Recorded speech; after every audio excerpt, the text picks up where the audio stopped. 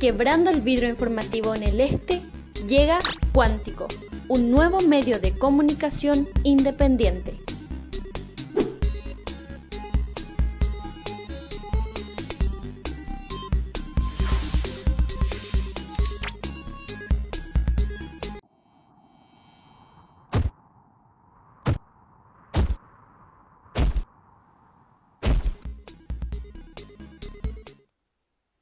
Buenas noches a todas las personas que se están sumando a este tercer encuentro hablando con educación y transparencia, a través del cual desde Reacción y nuestro medio de comunicación Cuántico tratamos de conversar con los candidatos a la Intendencia de Ciudad del Este para poner énfasis en sus propuestas en estas dos áreas que son fundamentales para el desarrollo de nuestra ciudad: educación y transparencia. No hablamos mucho de eso, venimos de una crisis económica de más de 5 años, tenemos la pandemia que todavía no se acaba, y en todo este torrente y esta situación volátil política en la que estamos viviendo, a veces nos olvidamos de enfatizar aquellas cosas que van a asegurarnos el futuro de nuestra ciudad y de nuestro país. Y hoy muy gentilmente accedió el candidato del partido Patria Querida, que está acá con nosotros, José Ayala Cambra, que enseguida le voy a presentar. Pero quería enmarcarles a ustedes de nuevo en qué se basa este trabajo que estamos haciendo. Desde Reacción, que es una organización anticorrupción con más de 10 años catalizando innovación comunitaria para combatir la corrupción con énfasis en el sector educativo, nos parece muy importante que una ciudadanía que esté por votar el futuro de una ciudad que ha estado casi 2 décadas en su vida totalmente entregada a la corrupción y al oscurantismo, sepan qué están pensando los candidatos y candidatas, especialmente ahora a la Intendencia, que tenemos 4 candidatos principales, de qué están hablando, cuáles son sus propuestas. Y desde el proyecto Paraguayuité estamos tratando de enfatizar eso para que ustedes puedan tomar información que les facilite la decisión este 10 de octubre. Entonces, sin más, ahora quiero darle la presentación también al candidato, José Ayala Cambra. Como la mayoría de ustedes ya le conocen, él es dirigente estudiantil universitario desde hace rato en la Universidad Nacional del Este. Fue candidato a diputado por Patria Querida en 2018. Fue candidato a subcontralor recientemente, subcontralor general de la República en el 2020. Él lideró la oficina de planificación de la Gobernación de Alto Paraná y luego pasó a ser jefe de gabinete de la administración González Baezken, como saben. Él es economista y profesor en la Facultad de Ciencias Económicas de la Universidad Nacional del Este. Es una persona que tiene ya una trayectoria, viene de sociedad civil, tiene mucho servicio de voluntariado, pasó por el sector público, sigue ahí. Y ahora nos va a hablar ya como su rol de político, también tiene una trayectoria desde el 2013. Bienvenido, José. No sé si es que era una introducción tuya, contanos más sobre vos, que no es este perfil que tenemos acá. ¿Quién es José Ayala Cambra para contar a la ciudadanía?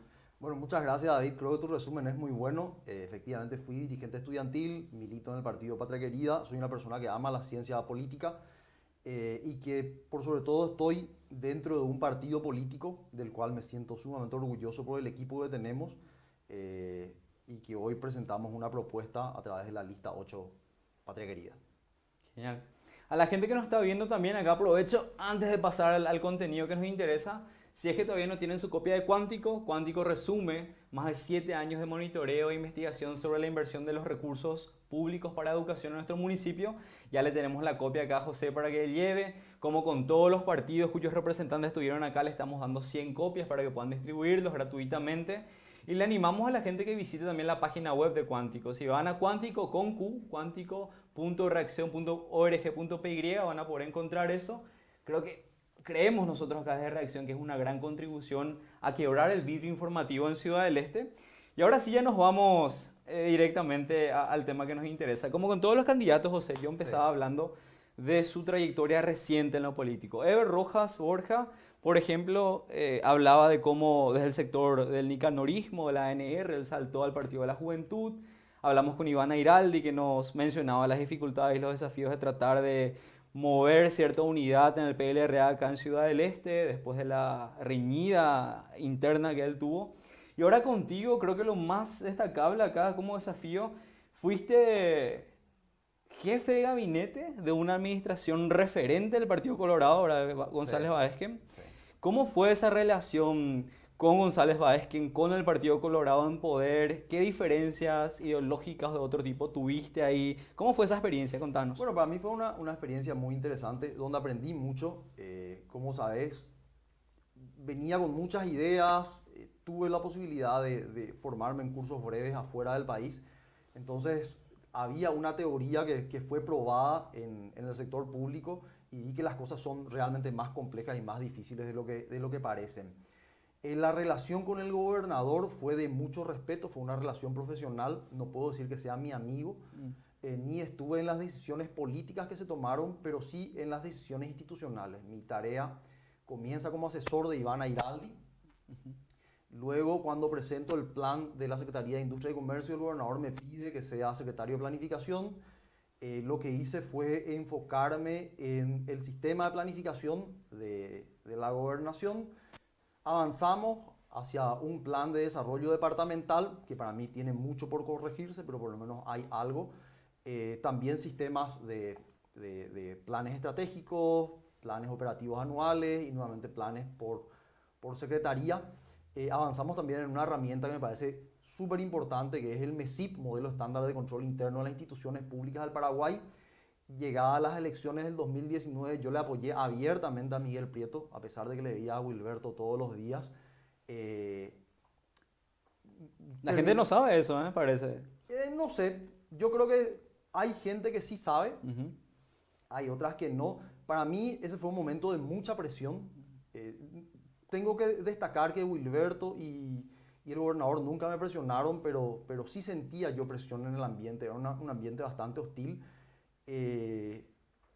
Bueno, luego terminadas las elecciones, cuando el gobernador me llama a su oficina, yo me despedí de mi compañero, pensé que era mi último día laboral, me pide que sea jefe de gabinete de la institución y la idea era institucionalizar la institución. Trabajé algo así como un año en esa tarea, con algunos logros, otros cuantos fracasos también, pero bueno, intentamos y yo estoy orgulloso del trabajo que hicimos. En otras entrevistas mencionaste que hubieron momentos tensos, especialmente durante la pandemia. ¿Qué fueron esos? Sí, hubieron varios momentos de mucha tensión. Por ejemplo, incluso llegó un momento en donde se decía que varios operadores del Partido Colorado iban a hacer una manifestación en contra mía. Pero por suerte siempre tuve el respaldo del gobernador en ese sentido. Y durante la pandemia tuvimos mucha presión de toda la sociedad.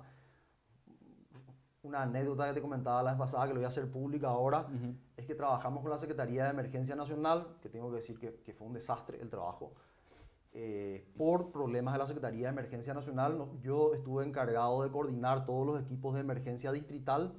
Hicimos un trabajo interesante en algunos distritos, en otros fracasamos rotundamente como Ciudad del Este. También trabajamos con organizaciones de la sociedad civil, vimos el programa Ñangarecó, tuvimos una plataforma que fue la única plataforma que aguantó toda aquella presión en aquel momento, pero esa plataforma tenía algunas vulnerabilidades que vos bien nos marcaste.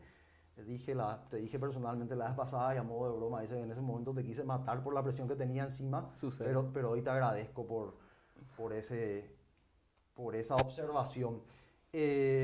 Y luego fui también encargado del programa de ollas populares, fui encargado del programa de becas, que fueron programas muy, muy espinosos y donde realmente tuve mucha presión del sector político, por sobre todo, de todos los partidos. Y después cuando lleguemos a la parte de educación vamos a preguntarte un poquito más sobre esa.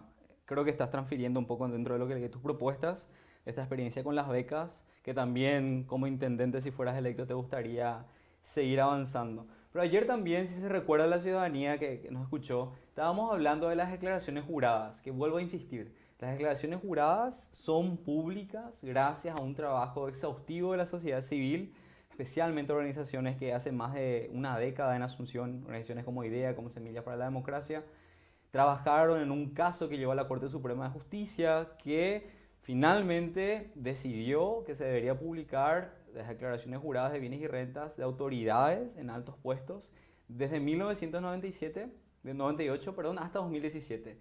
Y son miles y miles de declaraciones que se siguen publicando, ¿verdad? Y entre ellas, obviamente, como servidor público está la de José. Y estuve yo revisando, como revisé ayer, la declaración de Iván. Y en estos meses yo estuve publicando en mi cuenta en Facebook que hay muy interesantes números en las declaraciones juradas de nuestros candidatos a la intendencia, ¿verdad? Le esperamos mañana a Miguel Prieto. Vamos a hablar también de su declaración jurada, de los números que ahí vemos, de lo que aparece, lo que desaparece en la segunda declaración. En tu caso tenemos solo una, creo que eso fue lo que correspondía en tu caso.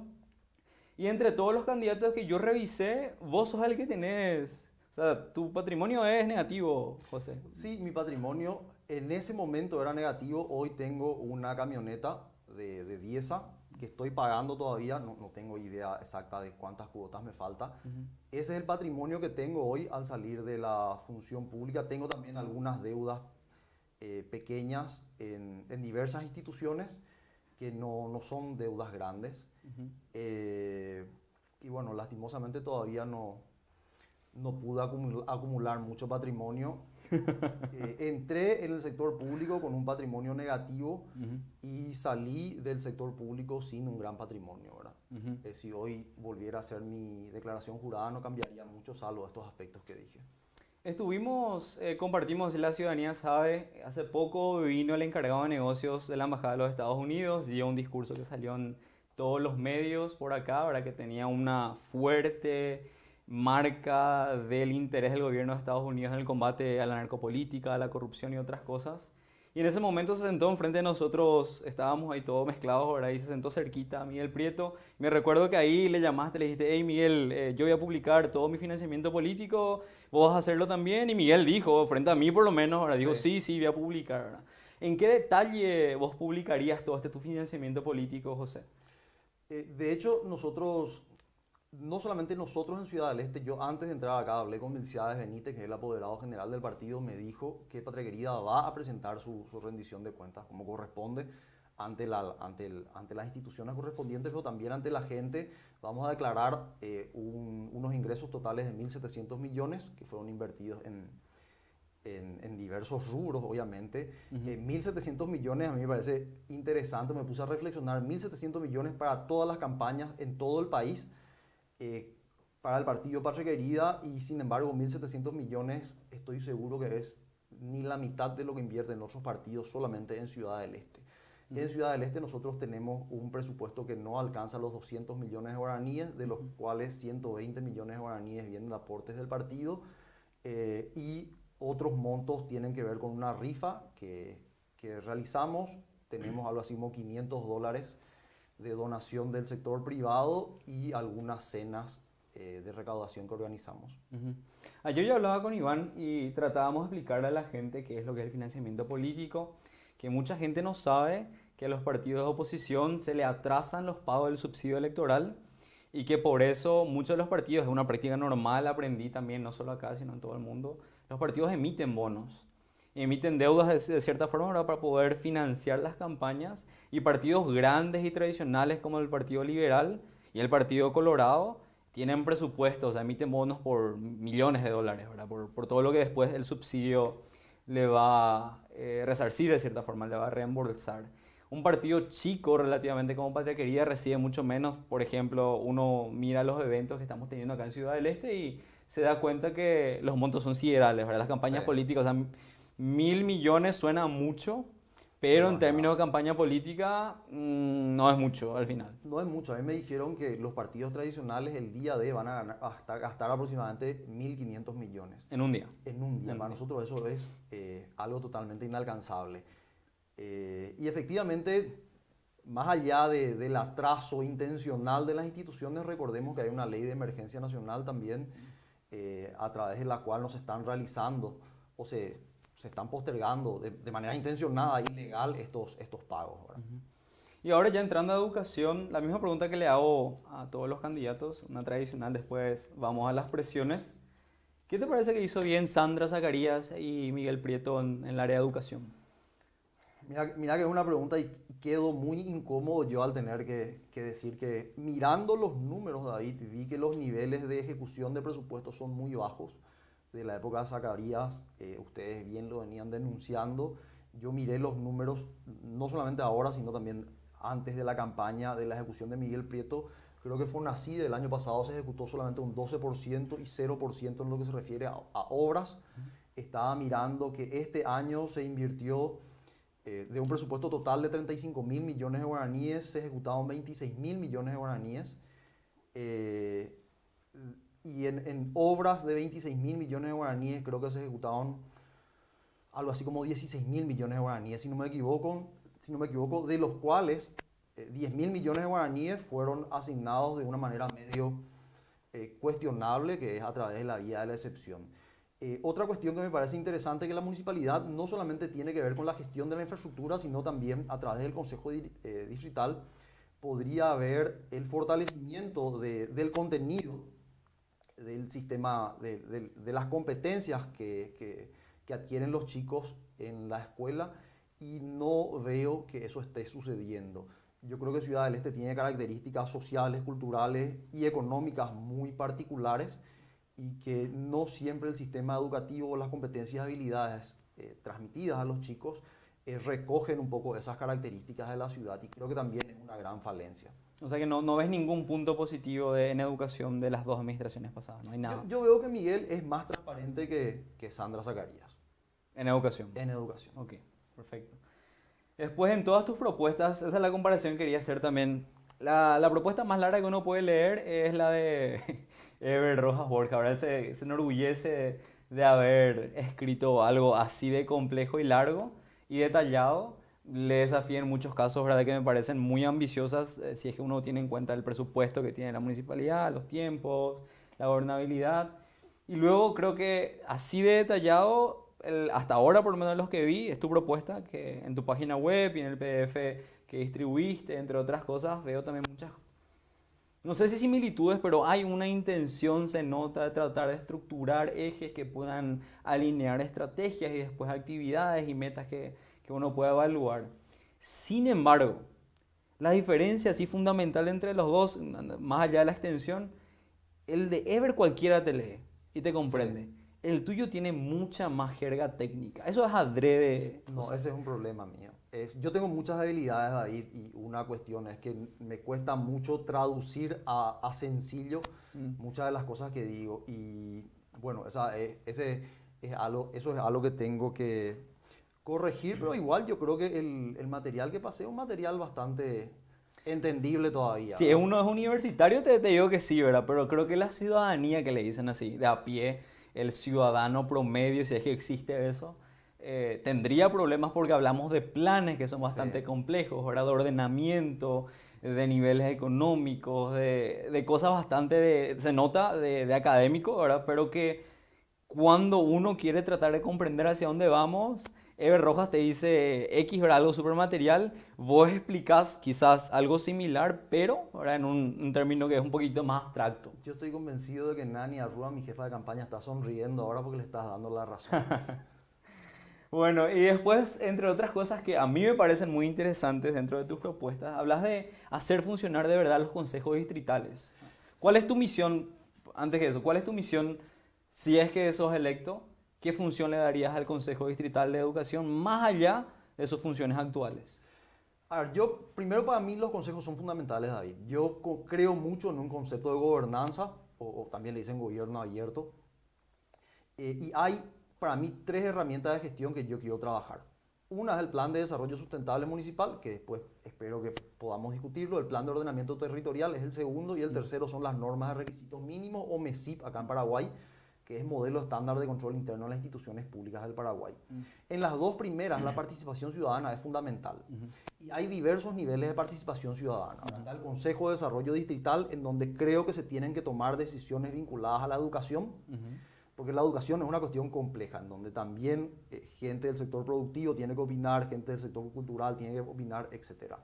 Y nuevamente, en un segundo nivel, los consejos distritales creados por ley, o los consejos o comités del Consejo de Desarrollo Distrital también tienen que abordar el Consejo de Desarrollo Distrital, como te dije, además de la gestión de la infraestructura.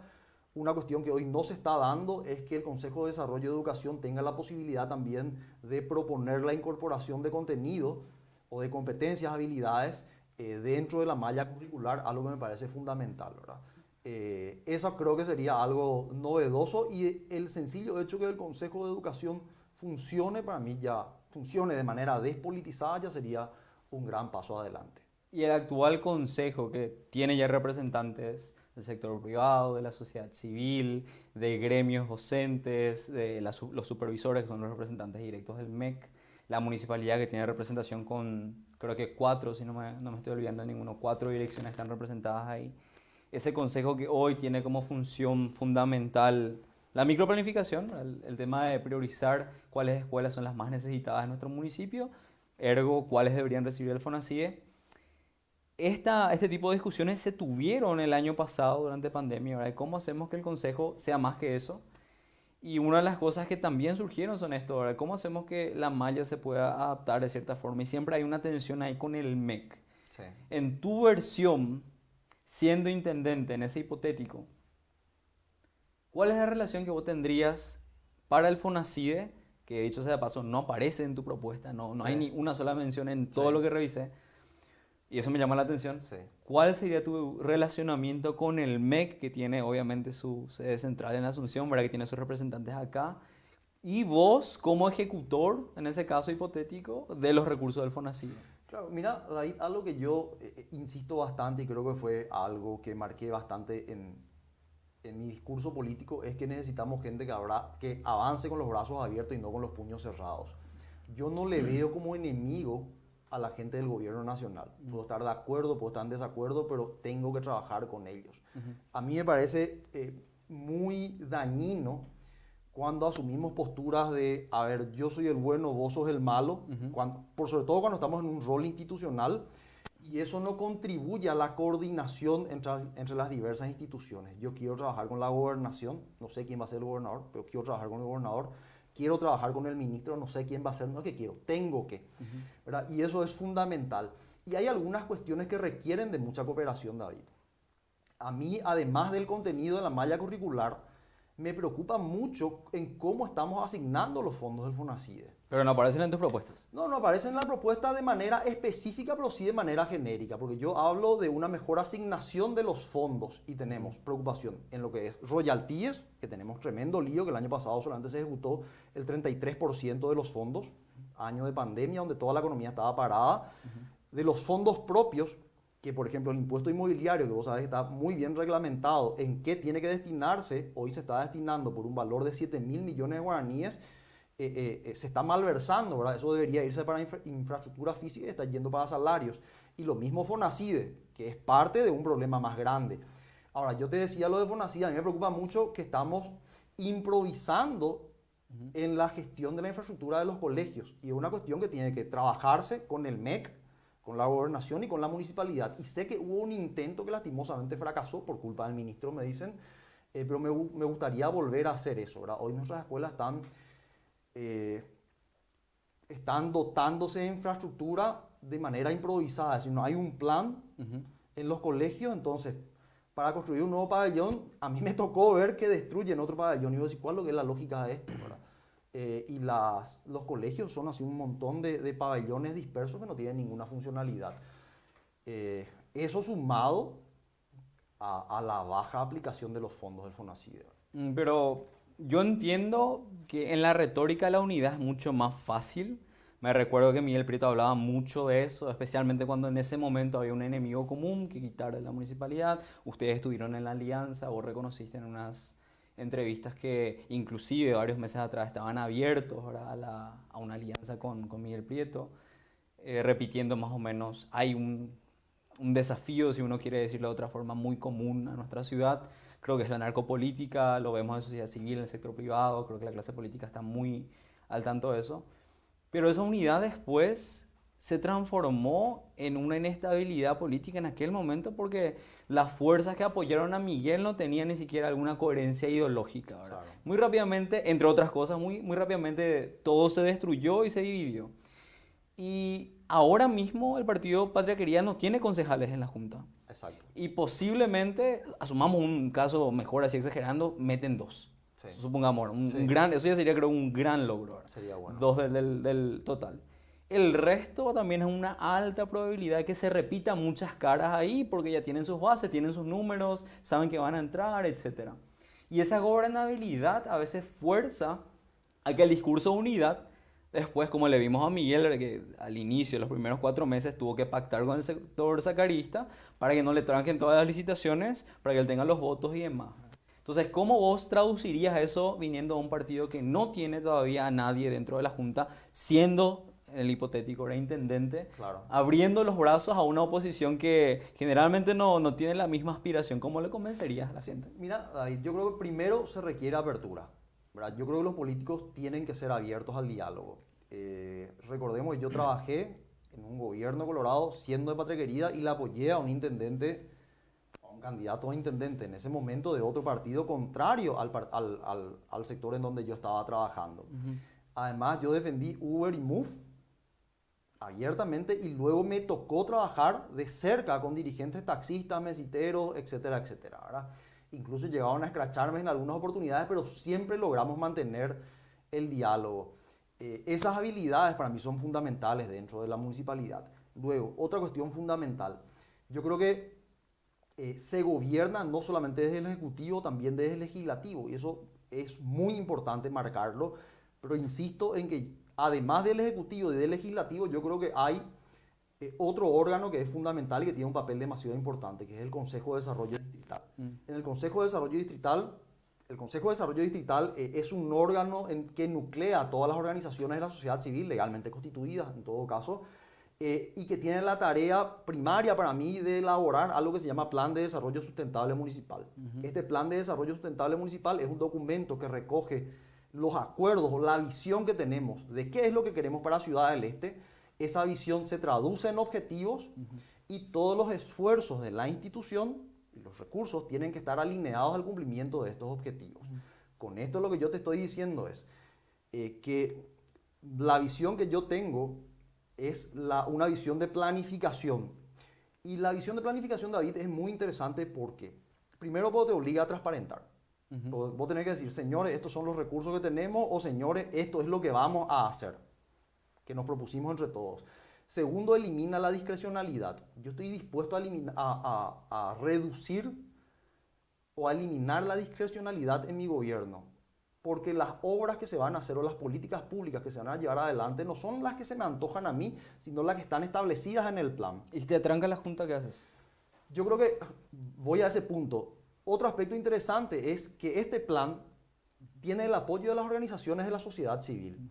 Y no es, si la Junta me traba, no es que me van a trabar solamente a mí, sino que le van a estar trabando también a las organizaciones de la sociedad civil. Entonces lo que se hace al trabajar con un concepto de gobernanza es aumentar el costo político para la Junta Municipal. Y yo tengo una experiencia con las becas.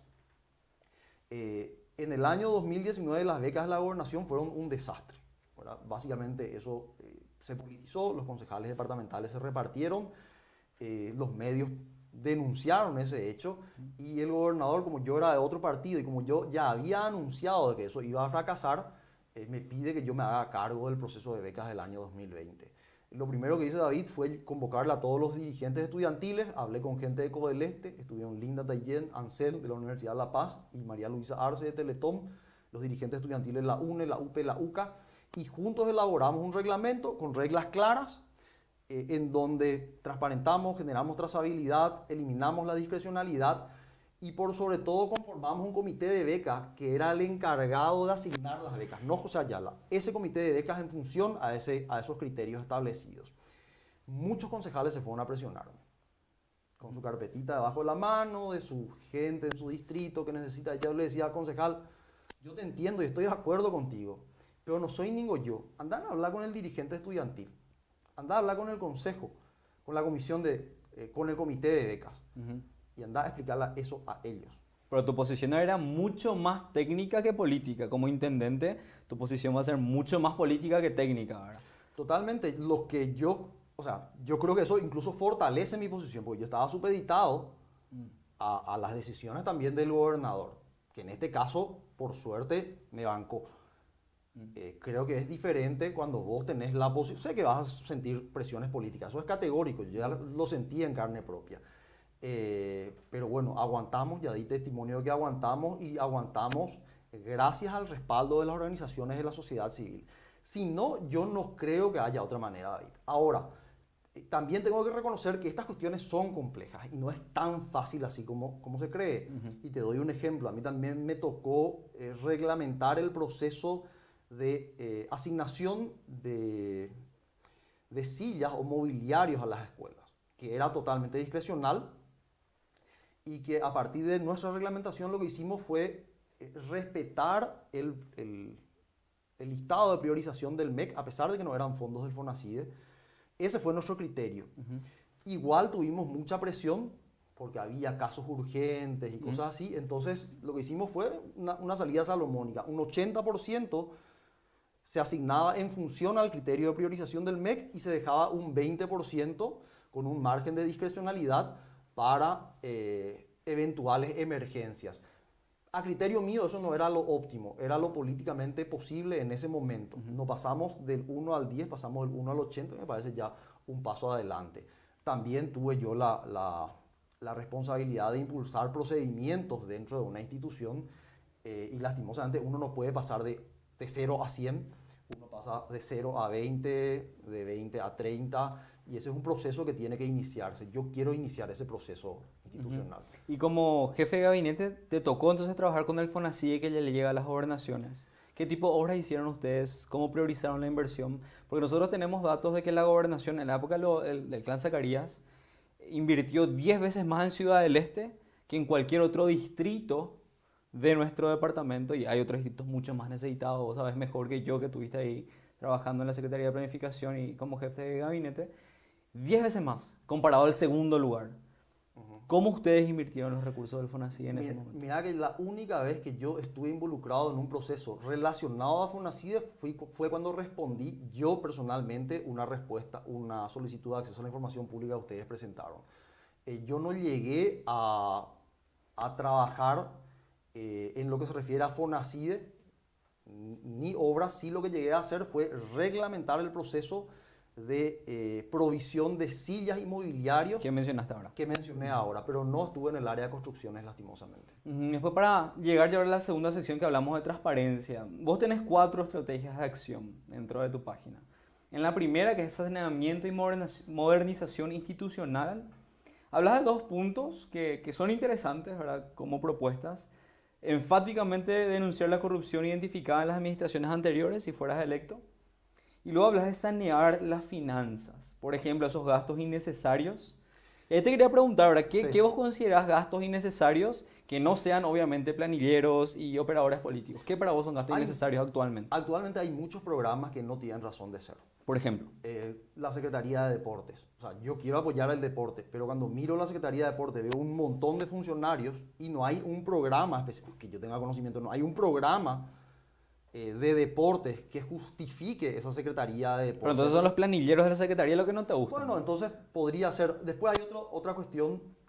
Tenemos una panadería que no tiene insumos para la panadería. Además de los planilleros, tenemos un montón de infraestructura al pedo que cuesta plata a la municipalidad. Lo que yo haría es reducir la cantidad de programas de la institución y enfocar a programas que son prioritarios, a cuestiones que son prioritarias, ¿verdad? Porque hay veces que estamos gastando cosas en que vos decís, se justifica, pico, ¿verdad? Bueno, básicamente eso.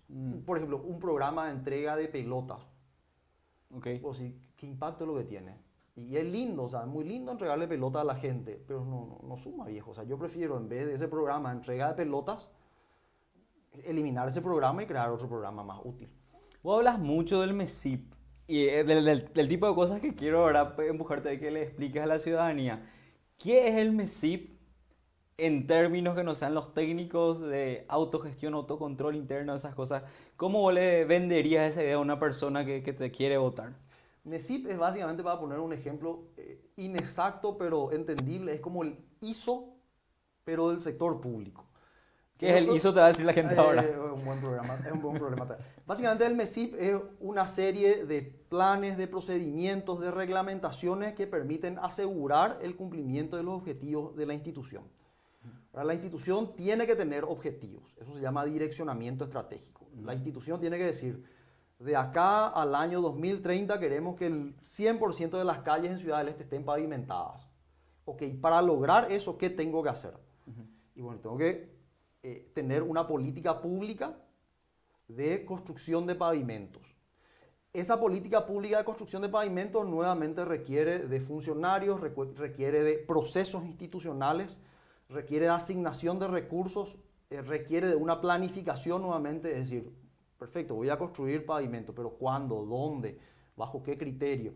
MESIP es básicamente una herramienta que te permite responder todas estas preguntas, ¿verdad? Y tiene básicamente en Paraguay 5 componentes. Está lo que se llama ambiente de control, que busca asegurar un poco la voluntad en la institución de implementar el mecanismo.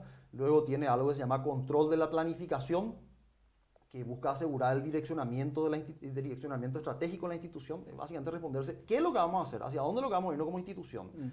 Luego tiene otro componente que es el control de la implementación, que tiene que ver con el hacer. Ya dijimos ya qué queremos hacer, ahora nos planteamos cómo lo vamos a hacer, ¿verdad? El cuarto componente en este caso es el control de la evaluación. En el componente anterior ya hicimos, ahora evaluamos lo que hicimos. Y el quinto componente es el control para la mejora.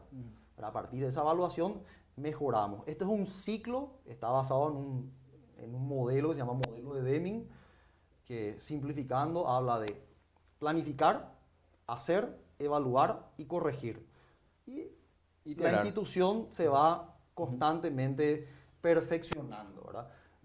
Cabe destacar que hoy la Municipalidad de Ciudad del Este está en la posición 150, pero está en la posición 150 empatadas con un montón de otras instituciones porque no presentaban sus informes de MESIP a la Contraloría General de la República. Esto que yo estoy diciendo no es voluntad mía, David. Sí, del 2008 la Contraloría claro. tiene su resolución. Sí. En la gobernación nosotros avanzamos hasta una calificación 2,20, que para mí es así vergonzoso, pero estamos en la posición número 34 a nivel nacional y creo que hay solamente 2 instituciones que superan la calificación 3.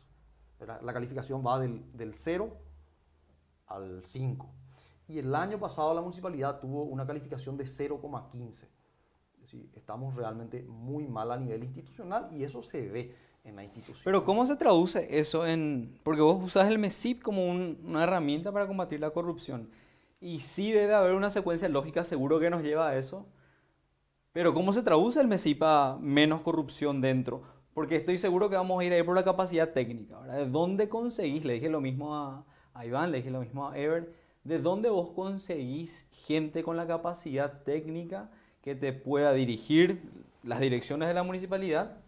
Que te pueda trabajar al nivel de entender todo esto, que no tiene capacitación quizás, ¿verdad? O que no viene con una experiencia previa de administración pública, que es muy escasa en los municipios, para poder implementar algo que después a la ciudadanía, porque todo lo que me está hablando es interno, pues. Claro. O sea, la ciudadanía no ve esto. Vos acá puedes decir, esto es muy importante y todo, el MESIP es obligatorio en realidad, pero la ciudadanía no ve ese cambio. Son cosas así muy de adentro, muy internas, de la tripa de la administración pública más o menos, que la gente no ve, y lo que la gente no ve no sucede, ¿verdad? Claro. Entonces, ¿cómo le traducía a la gente esto en anticorrupción?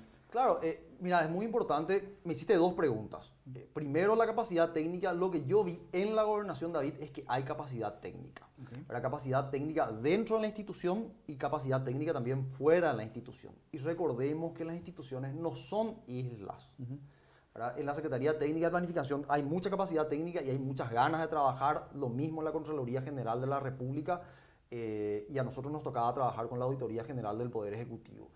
Entonces, esa capacidad técnica tiene que ser utilizada. Dentro de la institución, lo que yo vi, y estoy seguro que en la municipalidad también hay, es muy buenos funcionarios a los que no se les da oportunidad por cuestiones políticas. Y para colmo se les paga muy mal. Y la otra pregunta es, ¿esto cómo influye? Influye en el hecho... ¿Cómo ve el ciudadano esto? Claro, primero que los recursos de la institución se utilizan mejor, de mejor manera. Y esto se traduce en que en vez de construir 5 kilómetros de empedrados, vos podés construir 10 kilómetros de empedrado. ¿Por qué? Porque optimizaste tus recursos, ¿verdad? El proceso, una de las partes del MESIP también implica el direccionamiento estratégico, la planificación. Y la planificación, insisto, tiene que ser participativa. Para mí es fundamental que la gente pueda decidir en qué se va a utilizar sus recursos. Tanto en el Plan de Desarrollo Sustentable Municipal, en el Plan de Ordenamiento Urbano Territorial y también en la gestión de la infraestructura en los barrios, ¿verdad? Las famosas comisiones vecinales, que hoy eso es un lío que tiene que ser resuelto. Por otra parte, me hablabas también de transparencia. Y a mí me gusta mucho el tema de transparencia. Vi que le hiciste la pregunta la vez pasada a la gente de por qué la transparencia es importante. La transparencia es importante primero porque garantiza el derecho a saber en qué se están utilizando tus recursos. Pero también la transparencia es un elemento que evita o al menos disminuye la posibilidad de hechos de corrupción. Yo creo que la corrupción se combate trabajando o apretando 4 teclas. Una, transparencia. La otra es eliminar la discrecionalidad, MESIP. La otra es generar mayor trazabilidad de los procesos, y trazabilidad significa, para que la gente entienda, es dejar registro de todas las cosas que vos vas haciendo, y eso es fundamental. Y luego también participación ciudadana, pues no sirve de nada transparentar, generar trazabilidad si nadie controla. Y todo esto genera el MESIP. Ahora la gente dice, yo voy a transparentar, perfecto. Y a mí, yo siempre me pregunto, ok, ¿y cómo lo vas a hacer? Porque yo veo que muchas veces la autoridad tiene ganas de transparentar, pero transparentar es disponibilizar información. Y para disponibilizar información hay todo un proceso detrás. Primero que yo tengo que recolectar los datos. Y voy a un ejemplo tonto. En las instituciones hoy se entrega kits de alimentos, pero no se registra a quién se le entrega. Entonces vos no tenés ese dato, por más que vos quieras ser transparente, por más que no hayas robado, por más que hayas sido honesto, no tenés cómo demostrar a quién le entregaste ese bien. Y ese proceso de recolectar información, de procesar todos esos datos y de disponibilizar al público en un lenguaje entendible es un poco más complejo de lo que parece, que es una de las cosas que yo aprendí también, ¿verdad? Y ahí también suelo ver que se habla mucho de la incorporación de la tecnología, me parece fundamental, pero hay un trabajo previo, David, Sí, obvio. que es el proceso de ordenar un poco el sistema de recolección, de gestión de datos. ¿Verdad? Tiene que haber Que un no es sistema menor. que es un trabajo enorme. Entonces vos publicarías también, porque creo que te está yendo en la misma línea hasta ahora. Ever dijo que sí, Iván dijo que sí, pero publicar estos datos en formato abierto, lo que es el presupuesto de ingresos y gastos, hasta ahora todos, y creo que vos también indirectamente le estás dando palos al impuestómetro, porque es mostrar lo que entra, pero no lo que sale, dónde se gasta, cuánto se tiene. Y ahora el tema del MESIP todavía dentro de todo, el MESIP es dentro de lo que es los tipos de rendiciones de cuentas, es un tipo de rendición de cuentas de subida, es gerencial, es interno. Puede generar las bases, como vos decís, para que la información esté disponible para el otro tipo de rendición de cuentas que es el externo, la de bajada. Y ese lo de los datos abiertos entran ahí. De cómo vos no solo me mostrás, porque unas cosas que vos me digas en un panel en la página web de la municipalidad que hoy gastaron 10.000 millones de guaraníes, otra cosa que yo te crea. Ahora, si vos me das la fuente de esos datos, allá en el fondo de tu base de datos, ¿verdad? Como datos abiertos, cualquier persona puede decir, sí, es cierto, 10.000 hoy salieron porque acá está la trazabilidad de todos esos datos, ¿verdad? Y creo que vos asumirías también ese compromiso entonces Claro. de publicarlo así. Claro, totalmente, David. De hecho, yo esto doy como, bueno, algo mínimo que se debería hacer. Y además no es porque yo quiero, es porque lo tengo que hacer. Hay otra cuestión también, los datos abiertos son importantes. Pero para mí los datos abiertos, yo por ejemplo no podría manejar una planilla de datos abiertos. Claro. Me confieso neófito en esa área. Entonces yo creo que además de la transparencia activa, que tengo que decir que la municipalidad trabaja bien, nosotros también en la gobernación teníamos cumplimiento óptimo, transparencia pasiva, que también trabaja bien, y tengo que destacar el trabajo de la funcionaria, no recuerdo muy bien ahora cómo se llama, pero ella sabe a qué me refiero a ella. Hay también algo que se llama transparencia focalizada, o no sé qué nombre darle, pero yo quiero ir un poco más allá y quiero que la gente sepa dónde se están haciendo las obras, pero en un mapa georreferenciado, o en todo caso, que intenté hacerlo de manera muy rudimentaria desde la gobernación, cuáles son las políticas públicas vigentes, cuáles son, en otras palabras, los bienes y servicios que ofrece la institución, cómo uno puede acceder a ellos, es decir, cuáles son los requisitos, y que eso esté a la vista. Y además, dónde se están aplicando, dónde se están implementando estos bienes y servicios. Para mí eso es transparencia real, que insisto, yo creo que en un proceso de 1, 2 o tal vez 3 años, Eso se puede hacer desde la municipalidad, ¿verdad? Pero es un trabajo complejo que requiere, primero, un buen sistema de gestión de la información, previo a eso también un buen sistema de definición estratégica, ¿verdad? Hacia dónde lo que vamos a ir.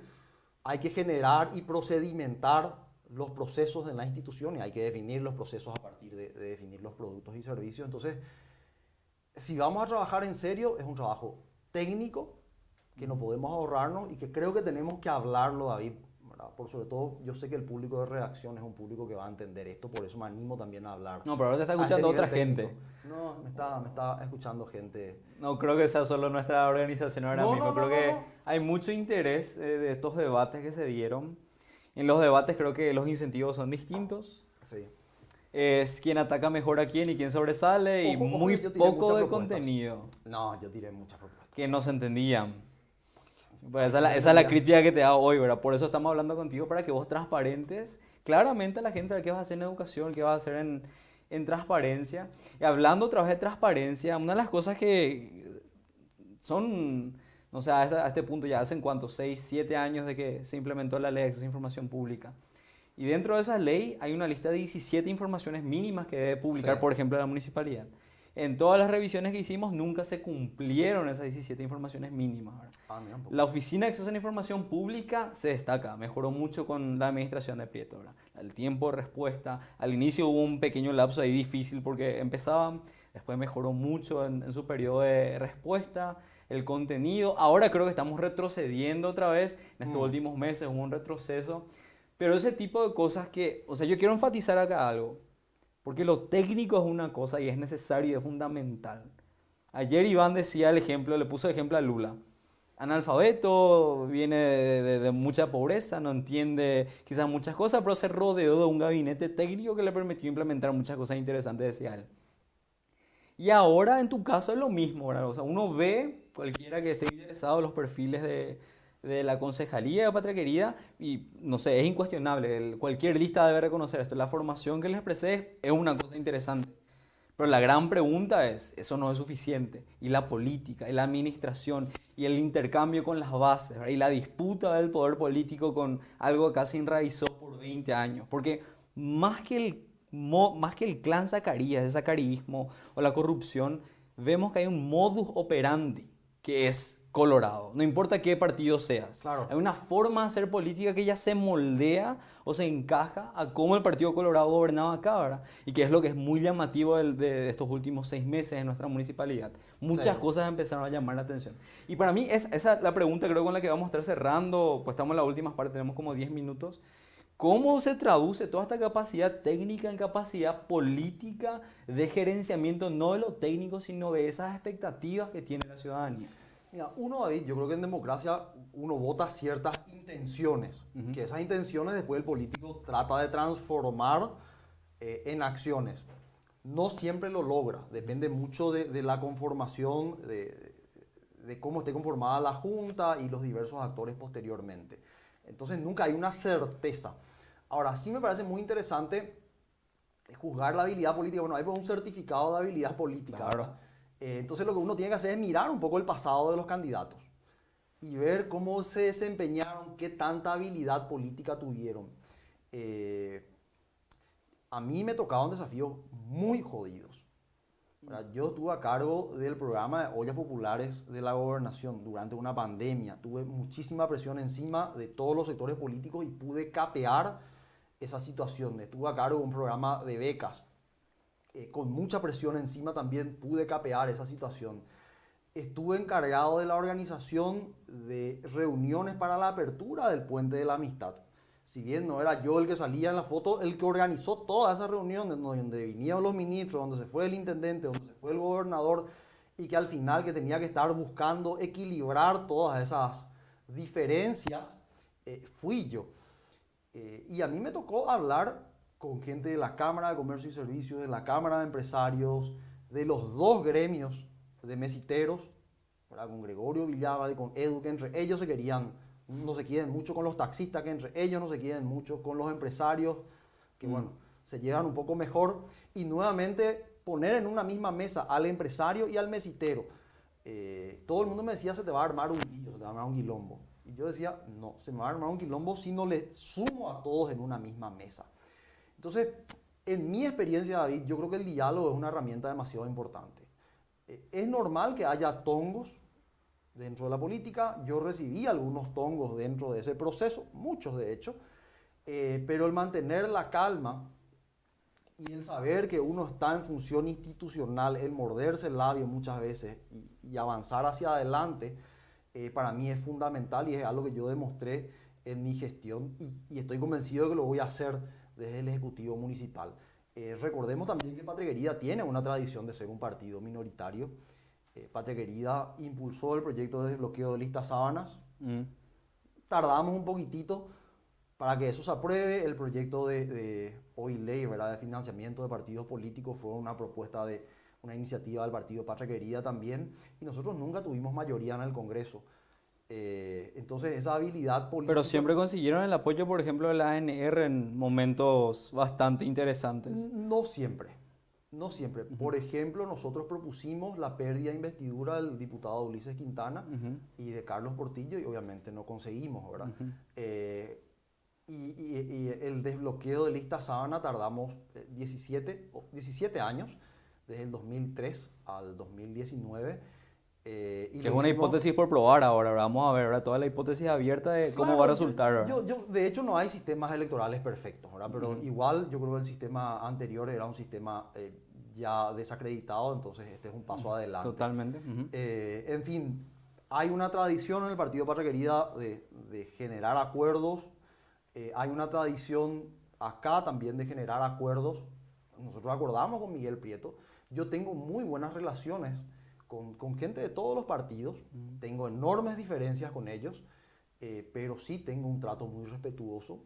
Hay una frontera para mí que no se pasa, que es la frontera de la legalidad, pero las fronteras de diferencias de ideas, etcétera, son incluso sanas dentro de una democracia. Así que yo incluso soy poco modesto al decir que creo que tengo esa habilidad de poder conversar con la gente. A veces hay gente que me pone nerviosa, un poquitito, pero siempre me atajo y avanzamos hacia adelante. Perfecto. Creo que ahora estamos llegando ya, tenemos menos de 10 minutos, ya una hora, que siempre da mucho más que hablar este tipo de contenidos. Ciudad del Este es el municipio más rico de nuestro país. Lastimosamente, quiero enfatizar esto, en los últimos 20 años es una tendencia cada vez más abierta. La narcopolítica ya no se esconde, parece que está cómoda ya a luz del día.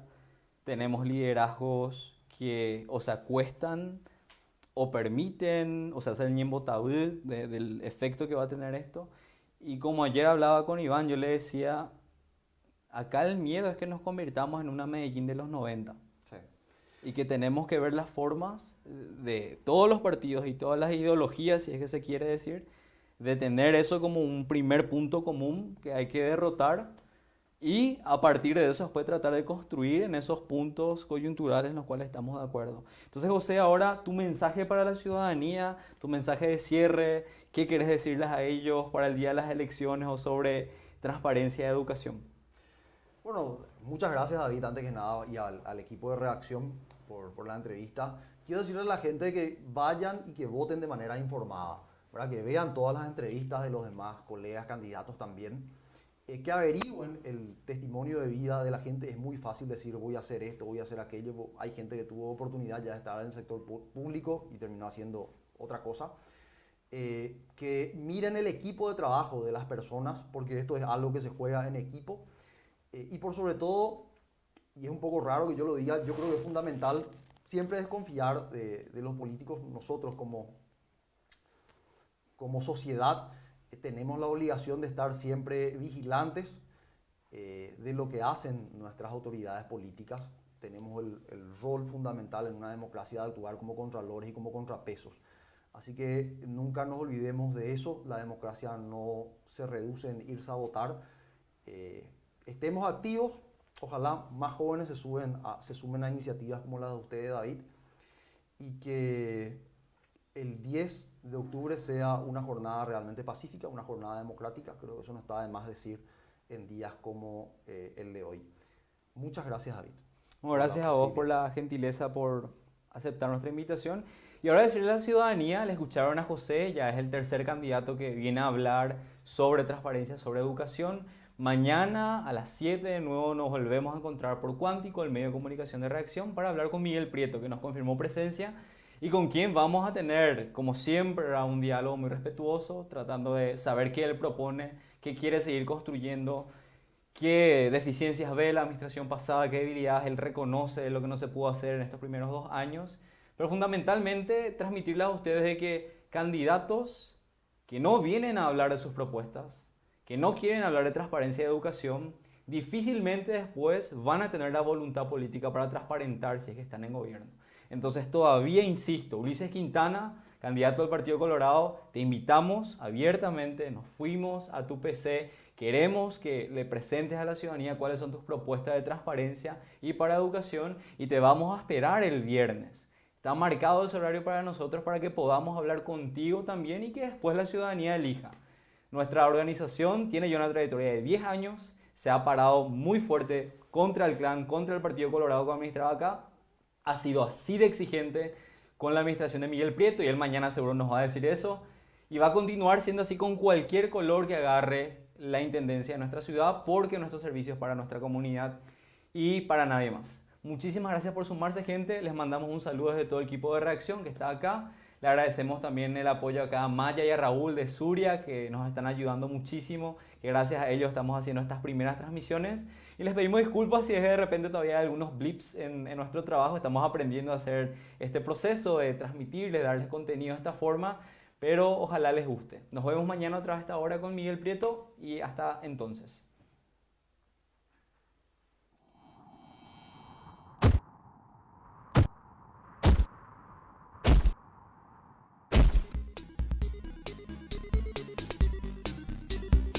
Quebrando el vidrio informativo en el este, llega Cuántico, un nuevo medio de comunicación independiente.